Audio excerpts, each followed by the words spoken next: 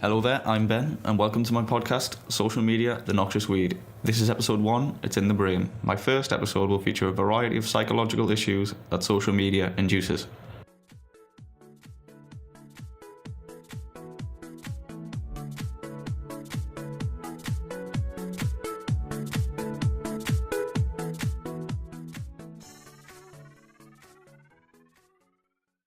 Addiction. A study out of Nottingham Trent University shows that it is plausible that social media addiction can be a very real thing. It goes on to explain how neglect of personal life and even escapism can play into excessive social media usage.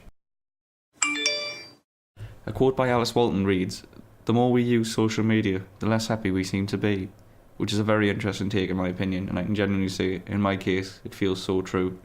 There's just something so, oh my god, just draining about seeing certain things on social media.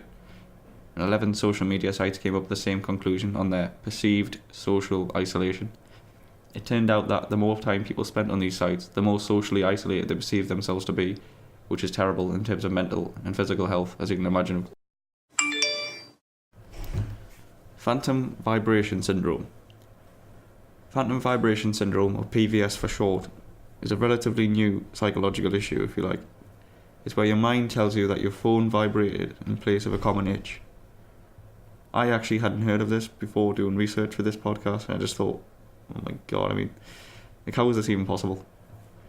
In a study, 89% of people taking the test said they've had this happen to them at least once every 2 weeks. This is a result of the brain rewiring our nervous system due to technology. Again, it's just crazy, in my opinion. Wow. Comparing yourself. Comparing yourself is extremely, extremely unhealthy. And social media is practically bloody Lollapalooza of comparison. Walton says, "We fall into a trap of comparing ourselves to others as we scroll through our feeds and make judgments about how we measure up. This is the vicious cycle we unknowingly find ourselves in as we scroll through timelines and feeds. We then upvote or downvote, upwards meaning better off than you, down meaning worse off. A study posed that both types of comparison ended up making people feel worse." That's that for episode 1, and I'd like to personally apologise for Alice Walton for those awful pronunciations. I just thought I'd try and change up the tone of my voice to try and make it a little bit easier to listen to the quotes and differentiate from my voice, so hope you enjoyed that one. Episode 2 will feature some physical issues and some general social media toxicity. Thank you very much for listening.